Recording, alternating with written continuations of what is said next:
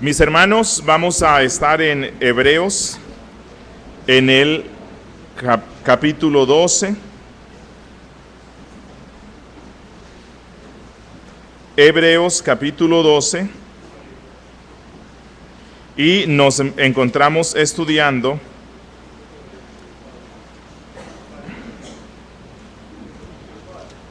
el verso 14.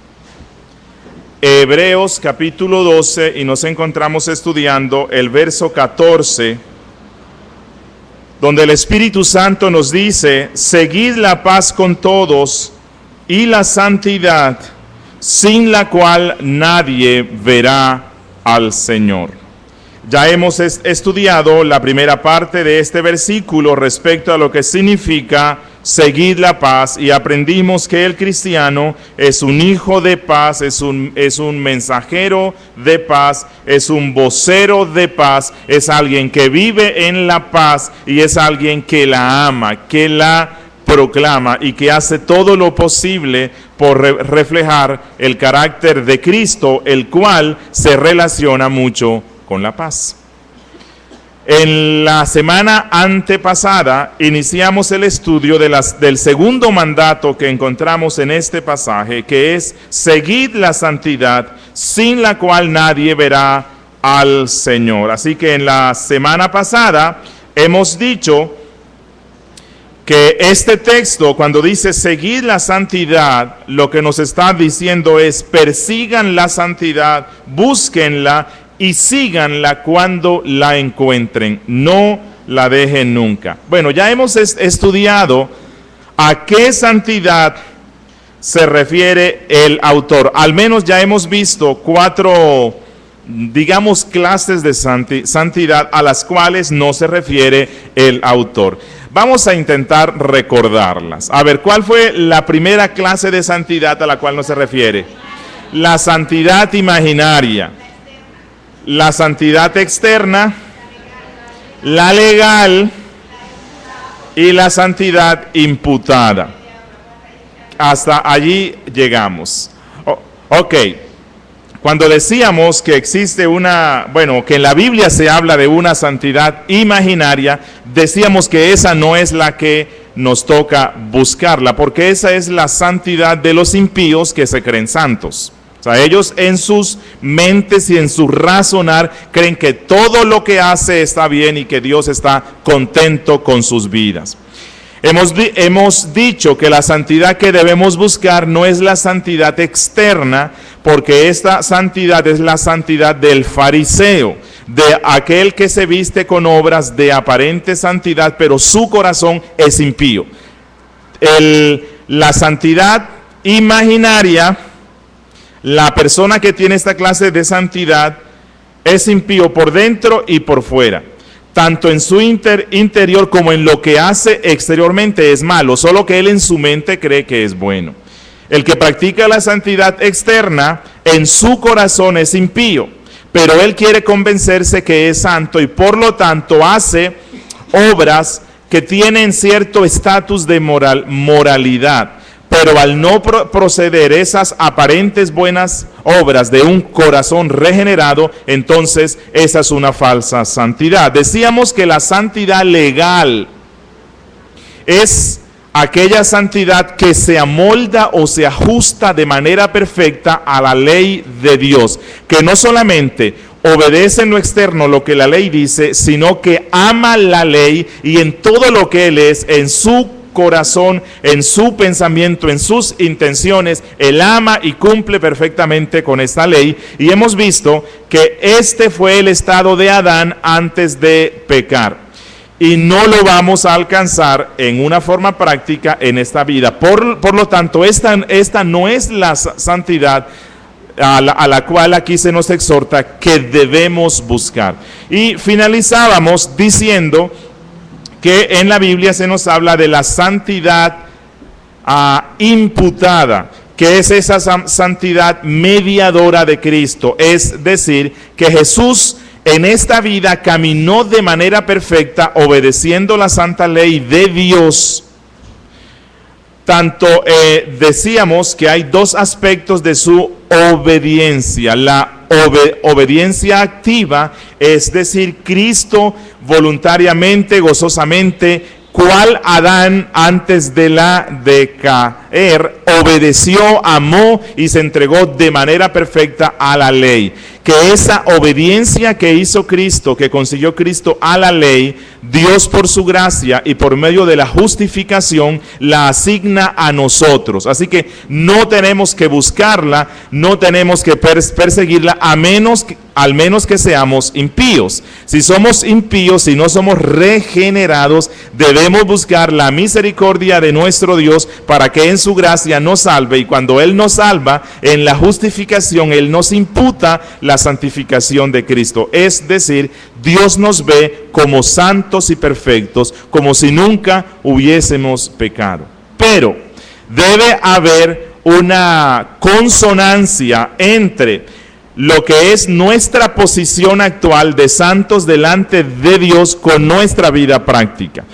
Insisto, en nuestra vida práctica en esta tierra nunca vamos a alcanzar a equiparar esa santidad legal o esa santidad imputada que nos dio Jesús, que es a lo que algunos denominan la santidad posicional. Nuestra posición delante de Dios es que somos completamente santos, completamente perfectos. Bueno, la santidad a la cual se refiere el autor que debemos buscar es aquella santidad práctica que trata de equipararse o que trata de alcanzar esa santidad posicional que tenemos a través de la santidad que nos imputó Cristo. Sé que estos son términos un poco teológicos, voy a intentar ser lo más claro y sencillo posible. Si tienen dudas, las van escribiendo y al final vamos a resolverlas. Ok, con esta introducción creo que ya estamos listos para continuar con la segunda parte de nuestro estudio. Hoy lo que vamos a estar viendo es a qué santidad se refiere el autor que debemos buscar o perseguir, y vamos a estar analizando la última parte del texto que dice, sin la cual nadie verá al Señor. Vamos a estar viendo algunas razones bíblicas de por qué sin esta santidad no se puede ver al Señor. Ok, empecemos diciendo que la palabra santidad que aparece en sus Biblias, ahí en el verso 14, es la traducción de la palabra griega agiasmón. Agiasmón. Esta palabra griega en muchas partes de la Biblia se traduce o tiene el sentido como consagración. Consagración. Así que ya esto nos va dando... nos va enfocando en a qué santidad se refiere el autor. En otros, el autor lo que nos está diciendo es, busquen la santidad porque sin esta consagración no podrán ver a Dios. Eso es lo que él está diciéndonos y es lo que vamos a estar aprendiendo hoy. Los puritanos, personas a las cuales nosotros apreciamos mucho porque Dios les usó en una forma especial para interpretar de una forma acertada las sagradas escrituras, llaman a esta clase de santidad la santidad inherente, a la que dice nuestro autor que se debe buscar. Pero usted dirá, yo santidad inherente, nunca, porque lo que es inherente a mí es el pecado. Ok, cuando ellos le llaman a esta santidad o consagración la santidad inherente, están diciendo que esta es una santidad inherente no al viejo Julio, sino a la nueva naturaleza que nos ha sido dada por el Espíritu de Dios. Entonces, la santidad a la cual nuestro autor hace referencia es aquella santidad que radica en dos cosas esenciales. Primero, en esa infusión de principios santos que nos ha dado el Espíritu Santo en la regeneración. La infusión de principios santos, o como le llama Juan, la semilla o la simiente de Dios que nos ha sido dada a través de la regeneración. Dice el apóstol Pablo en Gálatas, y esto para explicar a qué me refiero con este principio. Gálatas 5, 22 al 23. No sé si estoy siendo, si me estoy dando a comprender. Voy rápido porque tengo mucho material. Si no entienden, vayan escribiendo todo. Vuelvo a repetir. Esta santidad que el cristiano debe buscar se caracteriza por dos cosas esenciales. Primero, esta santidad inicia con esa infusión de principios santos que el Espíritu Santo nos da. ¿Cuándo? En el momento de la regeneración. La regeneración consiste en que el Espíritu Santo de Dios aviva nuestro espíritu que estaba muerto. Recibimos un soplo especial del Espíritu de Dios, que es el que nos regenera. Ese soplo, que es el Espíritu Santo mismo morando en nosotros, infunde en nosotros, nos da principios o semillas de santidad. Así que la santidad que debemos buscar en primera instancia consta de ese principio o esa infusión de santidad que nos fue dada en la regeneración. Gálatas 5, 22 y 23. La palabra del Señor dice: mas el fruto del Espíritu. ¿De quién es el fruto? Del Espíritu. ¿Que mora en quiénes? En los regenerados. Así que cuando Pablo nos describe el fruto del Espíritu, lo que él está diciéndonos es que esa santidad práctica o real que debe ser buscada está fundamentada en ese principio santo que el Espíritu de Dios ha puesto en nosotros. No se trata de de esforzarse en una moralidad. Se trata de un esfuerzo que es producto de una semilla que ha sido puesta en nosotros. Dice Pablo: más el fruto del Espíritu, y aquí se puede poner la santidad práctica que es fruto del Espíritu, es amor.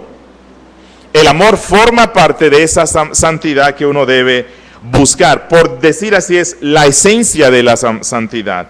Gozo, paz, paciencia, benignidad, bondad, fe, mansedumbre, templanza. Todo eso forma parte de la santidad real, que es resultado o que es fruto de la presencia del Espíritu Santo en nosotros. El Espíritu infunde este principio de santidad.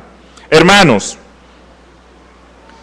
la práctica de cultivar los frutos o las gracias de santidad no son más que el carácter que identifica a la nueva naturaleza que ha sido implantada en nosotros. Mire, aunque seguir la santidad implica un esfuerzo, y ya hemos visto lo que el término inicial seguid significa, vamos a tratar de cazar la santidad como aquel que persigue a un animal en medio de la selva, de las montañas, de los ríos. Se meterá por donde sea hasta que lo alcance.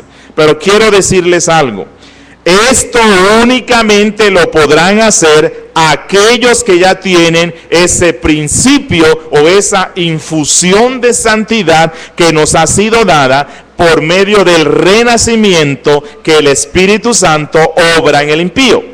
No hay forma de que una persona no nacida de nuevo pueda buscar o cazar la santidad. Lo máximo que podrá hacer es llegar a ser una persona moral, pero moralmente digna del infierno. Efesios 4:24. Efesios 4:24, dice el apóstol Pablo: y vestíos del nuevo hombre, creado según Dios. ¿Cuándo fue creado por Dios en nosotros ese nuevo hombre? En el momento de la regeneración. ¿Qué es la regeneración? El nuevo nacimiento. ¿Y cuándo se da el nuevo nacimiento en nosotros?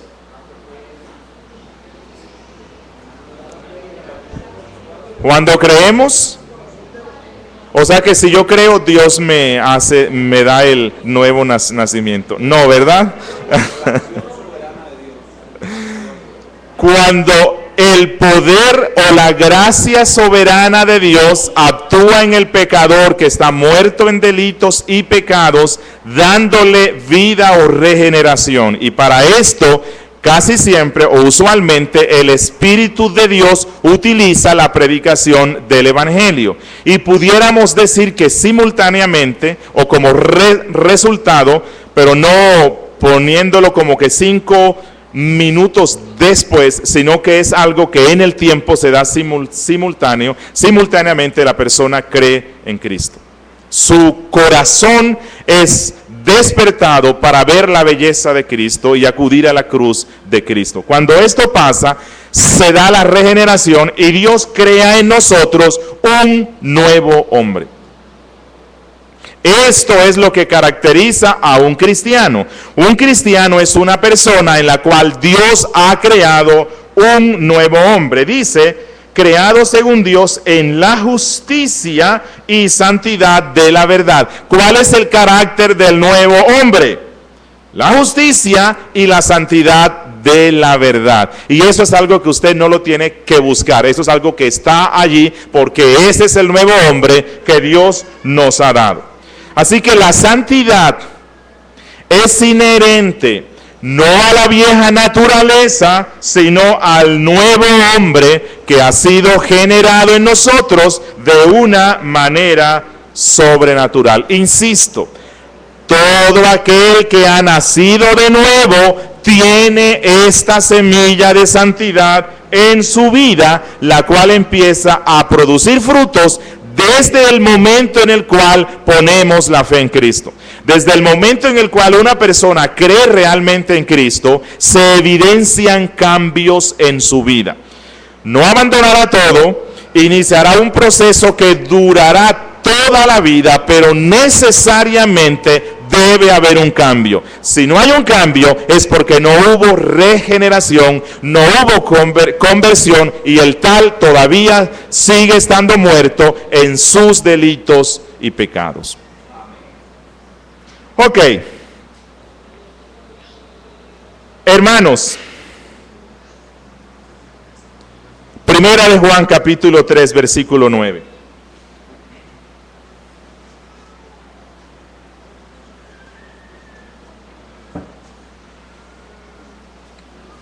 Primera de Juan capítulo 3 versículo 9 nos dice que esa semilla de santidad que ha sido infundida en el creyente produce hábitos de gracia, necesariamente.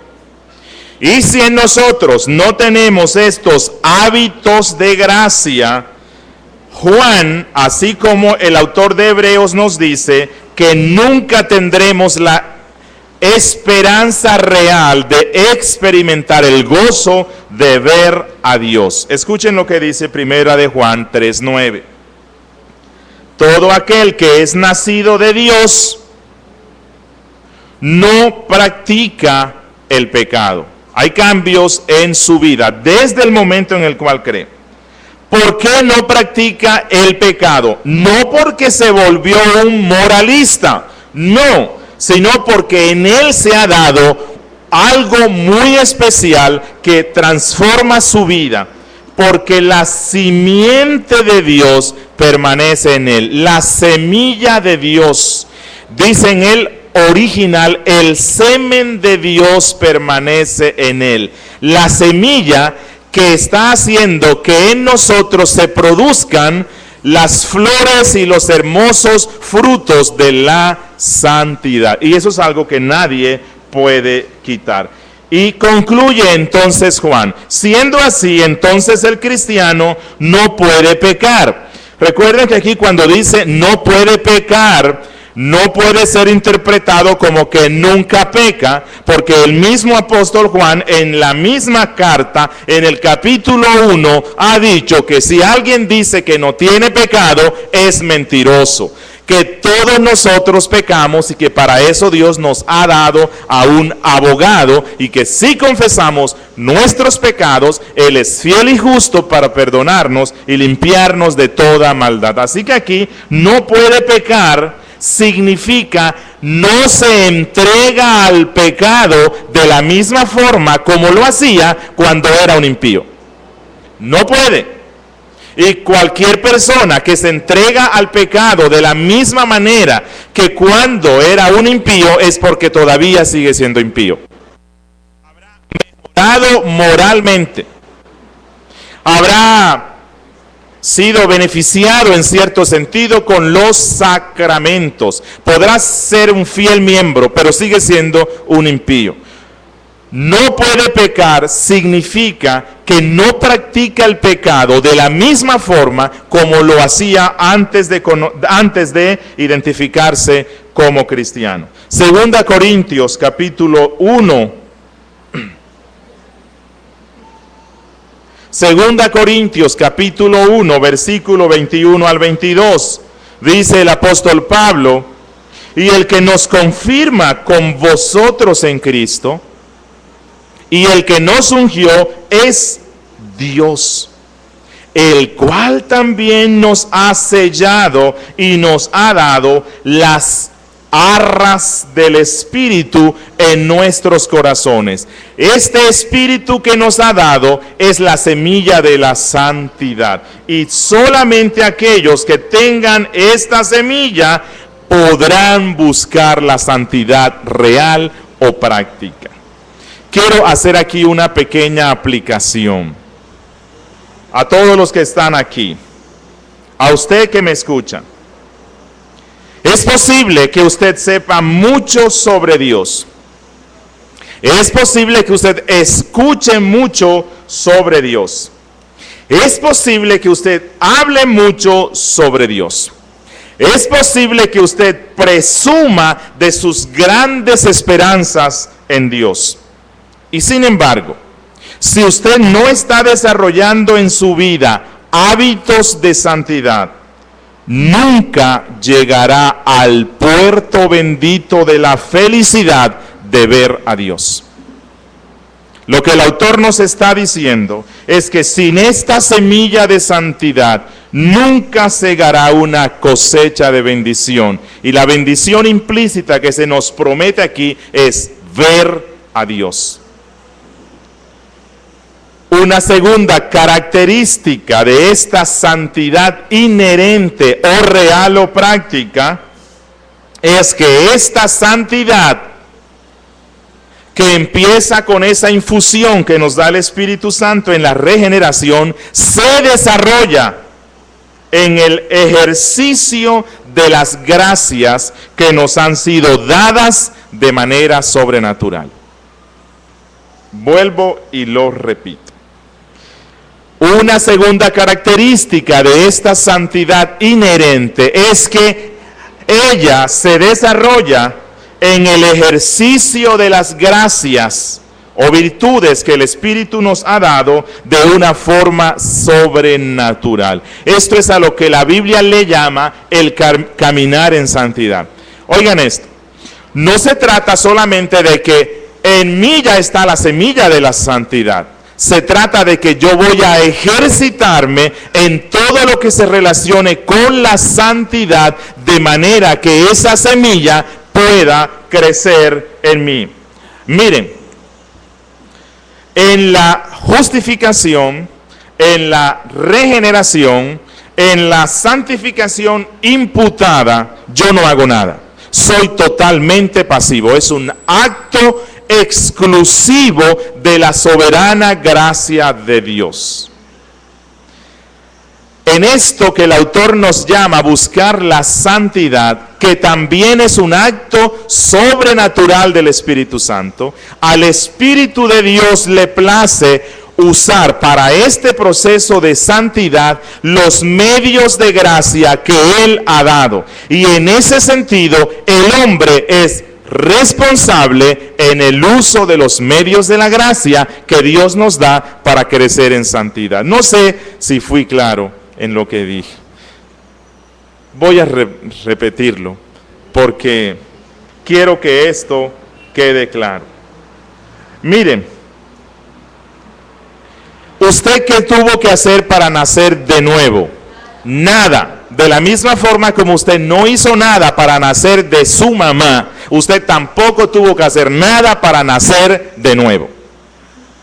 ¿Qué tuvo que hacer usted para ser justificado? Nada. Esto fue un acto sobrenatural y especial y externo a nosotros que Dios hizo en el cielo. Incluso, ¿qué tuvo que hacer usted para que este primer aspecto que hemos dicho de la santidad inherente le fuera dado? Nada. El Espíritu de Dios puso la simiente de santidad en usted. Pero hay un segundo aspecto de esta santidad que involucra su responsabilidad. Y este es el ejercitarnos en todas las gracias y las virtudes que el Espíritu de Dios nos ha dado. Miren, escuchen lo que dice Hechos 10:35.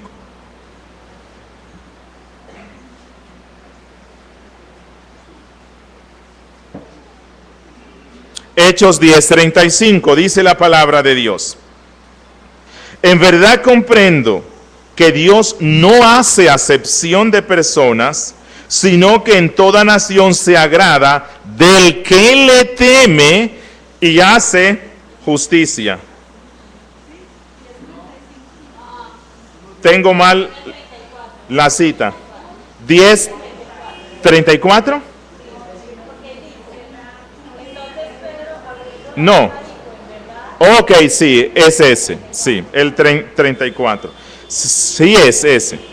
Dice que Dios se agrada del que le teme. ¿Qué es el temor de Dios? Es vivir toda mi vida con la conciencia de que todo lo que yo soy, lo que estoy haciendo, lo que pienso, las intenciones más escondidas de mi corazón están abiertas a los ojos de Dios.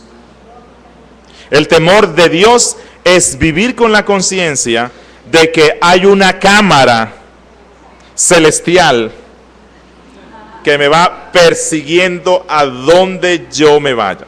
Y que es una cámara mejor que la que están usando hoy, que puede ver en medio de la oscuridad. Esta puede ser en la oscuridad más espesa y puede ver todo de una forma nítida y en colores. Tan potente es esta cámara que puede ver lo que yo tengo en el pensamiento. Tan potente es la cámara que puede ver las intenciones que hay en mi corazón, aunque sean cubiertas con hipocresía. Cuando yo vivo con esa conciencia, vivo en el temor de Dios. Y el temor de Dios me conduce a actuar con justicia, a obedecer los mandamientos santos de nuestro Dios. Y esto es algo que el creyente debe hacer todos los días. Primera de Juan 1:7. Primera de Juan 1:7. Pero si andamos en luz, como Él está en luz, tenemos comunión unos con otros, y la sangre de Jesucristo su Hijo nos limpia de todo pecado. ¿Qué significa andar en luz? Cristo lo dijo de una forma negativa allá en Juan. Ustedes no quieren venir a mí, que soy la luz, porque ustedes están practicando obras cochinas y no quieren que esa suciedad que usted tenga se vea al acercarse a la luz. Por eso ustedes aman las tinieblas. Así que andar a la luz es exponer nuestras vidas ante la santidad de Dios, ante el Evangelio. Y cuando exponemos nuestras vidas ante Dios y ante su santidad, vemos lo pecaminoso que somos y entonces abandonamos eso. Esto es algo en lo cual el cristiano debe ejercitarse todos los días. Hermanos, hemos visto que un segundo aspecto de esta santidad inherente es que ella nos conduce a cultivar hábitos piadosos. Pero no podremos cultivar hábitos piadosos o santos si no hacemos actos santos. Para cultivar esa práctica piadosa debemos en nuestras vidas empezar a hacer actos santos todos los días, y en la medida que los vamos haciendo se va a convertir en un hábito inherente el estar actuando siempre en santidad. Que si alguien le va a hablar mal de otra persona, usted convierta en una práctica suya el decirle al hermano: mira, no me interesa saber lo que tú me quieres decir, pero si el hermano está en esa situación, ¿por qué en este momento no elevamos una oración al trono de la gracia y le pedimos a Dios para que ayude al hermano? Si hacemos eso y lo hacemos frecuentemente, vamos a evitar la murmuración, el chisme, la raíz de amargura y otras cosas más que afectan mucho a las iglesias, incluyendo a las reformadas. Bueno, estos son hábitos que nosotros vamos a ir practicando constantemente en nuestras vidas. Miren, el hábito piadoso se cultiva, se fortalece de la misma forma como hacemos nosotros prácticas en nuestra vida. Usted en su vida natural se da cuenta que ya tiene ciertos hábitos. ¿Cómo usted llegó a consolidarlo? A través de la práctica constante. Lo mismo pasa con los que se relacionan con nuestra santidad. Debemos convertirlo en algo diario en nuestras vidas. Recuerden esto: aquel que tiene una nueva naturaleza espiritual santa desarrollará una vida santa. Esa es la conclusión de nuestro texto. Es imposible que no se dé esto. Si la semilla de la santidad ha sido sembrada en nosotros por el Espíritu, necesariamente, indefectiblemente, se producirán en nosotros hábitos de gracia. Pero nosotros somos responsables, bajo la gracia, de usar los medios de gracia que nos ha dado Dios. En especial su palabra, la oración, la comunión con los santos, participar de los sacramentos. Yo creo que ya hemos entendido entonces a qué clase de santidad es a la que se está refiriendo nuestro autor. Yo espero que sí. Lo que el autor nos dice es: sin esta santidad nadie verá al Señor. Vamos a enfocarnos en este segundo aspecto de nuestro texto. Nadie verá al Señor. Pero antes de pasar a este segundo aspecto, me gustaría, si usted tiene alguna duda o alguna inquietud, dar oportunidad para luego pasar al segundo aspecto. ¿Quién tiene alguna inquietud? Hermana Janet.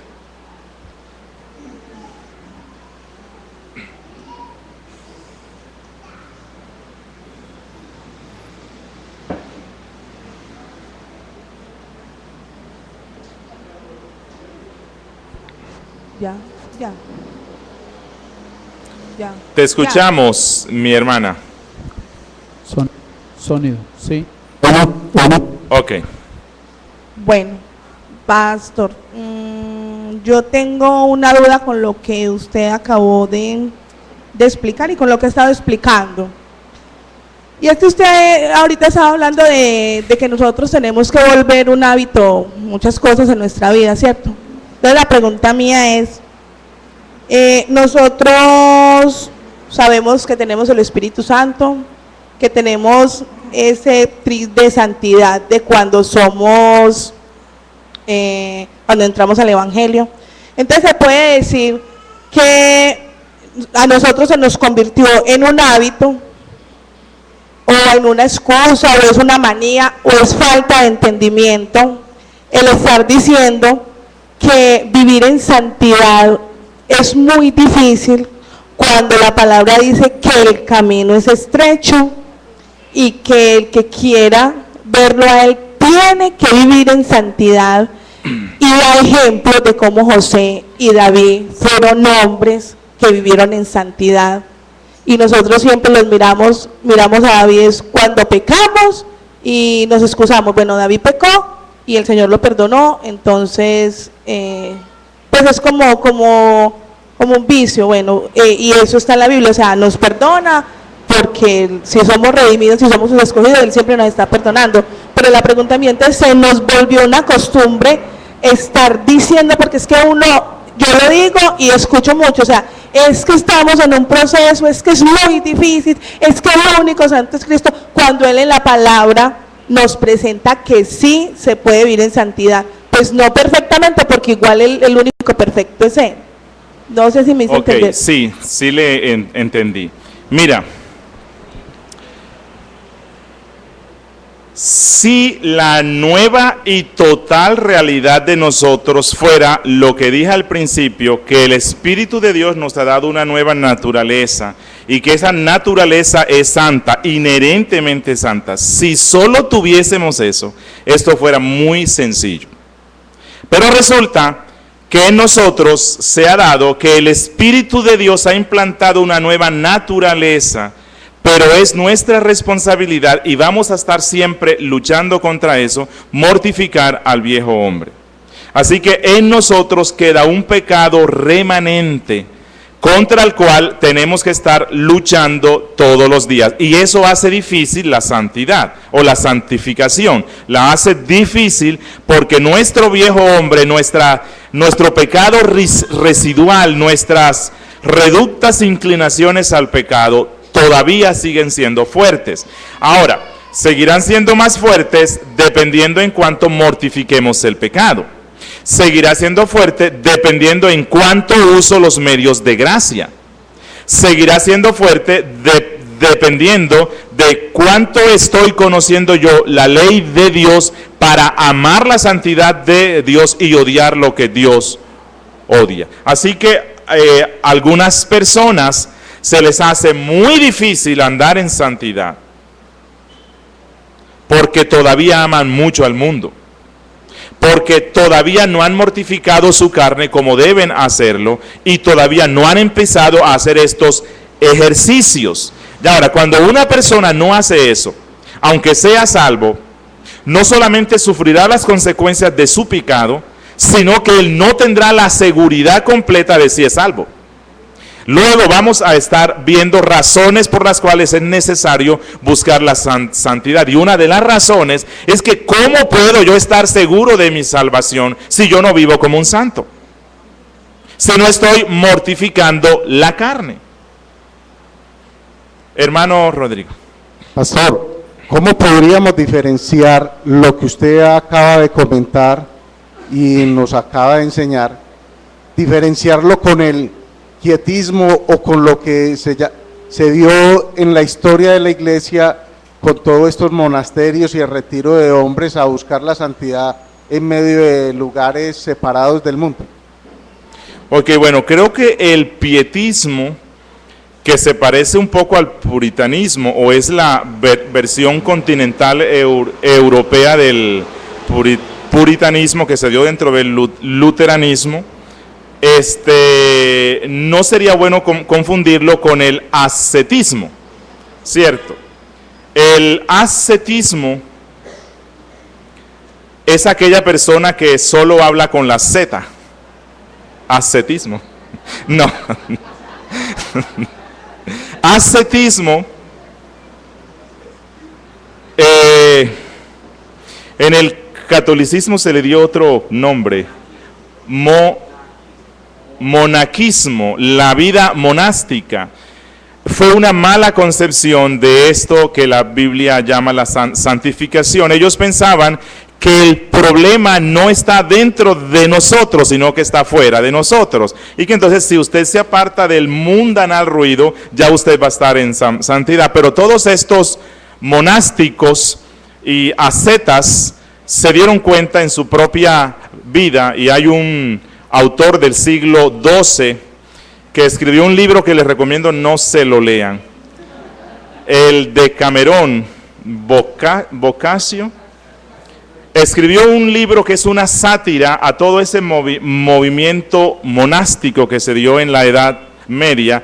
Bueno, y lo que nos deja ver la realidad es que el problema no solo está afuera, el problema está dentro de nosotros. Usted puede irse al fondo del mar, pero todavía el pecado residual le acompañará allá. Y en el contexto del fondo del mar, usted manifestará ese pecado residual y tendrá que luchar contra él. Así que la solución la pretendieron encontrar allí, porque ellos desconocían esta verdad, y es esta corrupción que el pecado produce en nosotros. Y aunque tenemos una nueva naturaleza, todavía tenemos pecado residual y no nos podemos descuidar al respecto. Hermana Virginia. Antes la hermana Silvia. Buenos días, hermanos. Mi experiencia en mi vida cristiana me ha hecho conocer una gran verdad, y es que en el tema de la santidad tiene que ver mi voluntad en base al conocimiento que tengo de Dios, porque Dios utiliza nuestro entendimiento, y hay algo fundamental para mí: la decisión. O sea, si yo conozco qué dice el Señor en los mandamientos y yo sé que no debo mentir, Dios me ayuda en mi decisión a no mentir. De hecho, vivimos en guerra espiritual porque tenemos las dos naturalezas, la divina y la humana. Y bueno, esa guerra, sí, el Señor nos la ayuda. Por eso la palabra dice que seremos vencedores en esa guerra. Pero el Señor también nos lleva a que nuestra voluntad tomemos la decisión de ser santos y obedecerlo a Él en fe. Claro. Entonces, para mí es fundamental eso. O sea, porque mucha gente vive caída diciendo: es que yo no puedo con este pecado, es que esto es más poderoso que yo.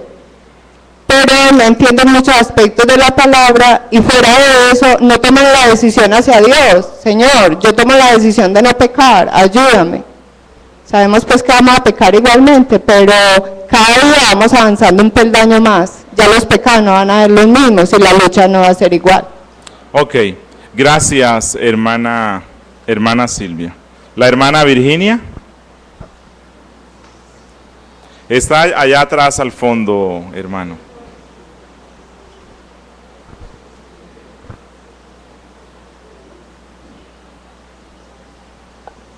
Bueno, pastor, mirando pues como un aporte, y lo que pues yo he entendido sobre este tema es que la santidad posicional pues es distinta a esta santidad en la vida práctica o en el andar cristiano, y nosotros tenemos, como dice la Biblia, la lucha con enemigos del alma, que son el demonio, el mundo y la carne. Pero que también nosotros por la palabra nos animamos, nos confortamos y afirmamos en el hecho de que en Cristo somos más que vencedores por medio de aquel que nos amó, y que nos da los lineamientos también para vivir en la vida práctica una vida santa. Gracias, hermana Virginia. Hermana Marieta, miren, voy a decirles algo mientras le acercan esto. El moralista, por una decisión de su propia voluntad, decide mejorar en ciertas cosas. Y hay hombres que efectivamente logran mejorar en algunas cosas. Ya hemos visto que eso no les sirve para nada. Pero retomando un poco lo que decía la hermana Silvia, nosotros estamos en una posición muchísimo mejor que la del moralista. El moralista está muerto en sus delitos y pecados. Nosotros tenemos un principio de vida santa que ya está en nosotros. Por lo tanto, nuestra responsabilidad para crecer en santidad es mucho más grande, porque nosotros tenemos algo dentro de nosotros que sí puede caminar en santidad, y es esa infusión que nos ha dado el Espíritu Santo. No somos muertos. No estamos muertos, ya estamos vivos. Y como vivos somos responsables de andar como vivos ante Dios. Hermana Marieta. Si la gracia soberana de Dios llega a la vida de nosotros, debemos entender y comprender que la vida secular de la tierra, en la cual estamos, ya no pertenecemos por su santa soberanía. Eso nos hace acreedores a entender y comprender el celo, la envidia, el chisme, que en la cual aún en remanente de pecado está y también se fija en el pueblo santo de Dios, y por la cual muchos seres, quizás teniendo un poco de ignorancia y no sacrificándose en la oración y en pedir bendición para esos seres que aún tienen esa gran debilidad, muchos seres fracasan, se ausentan del pueblo de Dios. Yo, por ejemplo, lo he vivido. Yo pertenecí muchos años a la iglesia de Centro de Fe y Esperanza, y uno se da de cuenta que tanto hombres como mujeres, erróneamente, no sacrificándose en la oración, no sacrificándose en reconocer que siendo manso y humilde y sencillo y produciendo paz, alegría y gozo y buen servicio entre los hermanos, convierten eso equivocadamente y erróneamente en otras cosas. Gracias, hermana. Gracias a usted. Ok, se nos va el tiempo. ¿Quién tiene alguna pregunta, una inquietud? Hermano Samuel. Pastor, escuchando la sabiduría de mi esposa, se me siembra a mí también la pregunta, y es, ¿qué es ser moral cristiano? O sea, ¿cómo va la moral dentro del cristiano o la ética? O sea, tengo ahí, ya se me genera ahí en el corazón un mundo de... O sea, la moral, ¿cómo va en el cristiano? Sin ser moralista en el sentido de no caer en lo que nos explicó anteriormente. La respuesta creo yo que es simple. Tener altos estándares morales no es pecado, porque la Biblia tiene los más altos estándares morales, que son los 10 mandamientos. Por lo tanto, el creyente es una persona con una moralidad y una ética muy alta, porque nuestro Dios fue quien la dio. El inconveniente que existe con el moralista es que el moralista, sin la ayuda de Cristo, sin venir a Cristo, sin reconocer su pecado, sin arrepentimiento, pretende alcanzar lo que únicamente se puede alcanzar por una obra soberana de la gracia de nuestro Dios. No significa que el cristiano entonces va a estar en contra de la moral, no. Tenemos un código moral muy alto, el más alto que hay, que como nos lo decía en una ocasión el pastor, se resume en una sola palabra: amor. Y este es el código moral más alto que hay. Amor entendido bíblicamente, no como se entiende hoy. Así que sí hay una relación estrecha, o sea, no, la vida de santidad produce una vida moral, una vida ética muy alta. Pero vivimos en santidad, agradamos a Dios, amamos al prójimo, somos respetuosos y hacemos el bien, todo para la gloria de Dios. Y en eso radica la diferencia, bueno, una de las diferencias entre el moralista y el cristiano. El cristiano hace el bien porque quiere darle gloria a Dios. Ok, si todo quedó claro y no hay más inquietudes, lastimosamente el tiempo se nos fue. Usted dirá, pastor, llevamos 2 domingos estudiando la segunda frase de un minúsculo versículo. ¿Hasta cuándo nos tendrá en este libro de Hebreos? Yo les ruego que sean pacientes conmigo.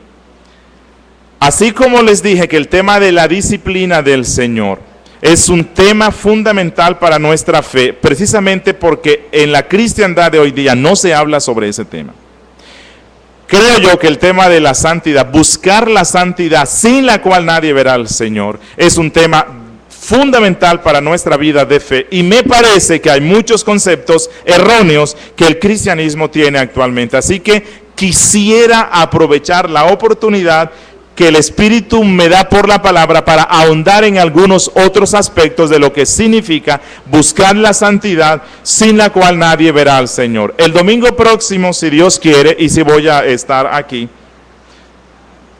vamos a estar viendo razones por las cuales aquel que no persigue esta santidad no podrá ver a Dios. Vamos a estar viendo varias razones de por qué, y ya están aquí expuestas, porque el que no persigue esta santidad no podrá ver a Dios. Y después, si estamos con vida, vamos a estar viendo razones bíblicas para examinarnos si nosotros andamos en santidad. Razones bíblicas para examinarnos si andamos en santidad. Y luego, si estamos con vida, vamos a estar viendo las marcas de una persona santa. Marcas de una persona santa. Y luego, si no se cansan, vamos a estar viendo consejos bíblicos para crecer en santidad. Consejos bíblicos para perseguir la santidad. Y por último, eso se nos va a ir siempre larguito, vamos a estar viendo gozos, consolaciones y deleites de una persona que persigue la santidad. Entonces, yo les ruego que tengan paciencia para conmigo. Vamos a dar gracias a nuestro Dios por lo que hemos aprendido hoy. Y antes de dar gracias, allí como están inclinados en su rostro, quiero dar una aplicación, una corta aplicación. Hermanos y hermanas y amigos que están aquí, mucha gente vive engañada en este mundo y creen que de alguna manera Dios tendrá misericordia de ellas y les concederá el cielo, aunque nunca pensaron en el cielo y aunque nunca se interesaron en las cosas de Dios. Otras personas creen que Dios los aceptará en su gloria porque cumplieron con ciertos ritos y deberes religiosos, aunque en su corazón nunca hubo un pensamiento sincero respecto a Dios y a su palabra. Algunas personas creen que en la eternidad vivirán con Dios y con Cristo, aunque en sus corazones jamás amaron a Cristo y mucho menos al Padre. Estos no son más que vanos pensamientos e ilusorias esperanzas. Jesús fue muy claro cuando dijo: bienaventurados los de limpio corazón, porque ellos, solo ellos, verán a Dios. Tú que estás aquí hoy, si has evaluado tu vida y llegaste a la conclusión que no tienes ninguna esperanza de ver a Dios, entonces te invito para que vengas en arrepentimiento ante Cristo, para que supliques su misericordia y le ruegues te dé el don de la salvación. Si Él te da el don de la salvación, Él te regenerará, Él te justificará, imputará en ti la santidad de Cristo y pondrá en ti la semilla de la santidad, y verás como desde este mismo instante empezarás a crecer en frutos santos. Quiera Dios darte hoy esa felicidad y esa esperanza de que un día le verás. Demos gracias a Dios. Padre nuestro, Dios de los cielos, bendito Rey, a ti te alabamos y te damos gracias en esta mañana por tu palabra. Gracias, Dios, porque hoy a la luz de tu palabra hemos visto cuál es esa santidad que debemos buscar.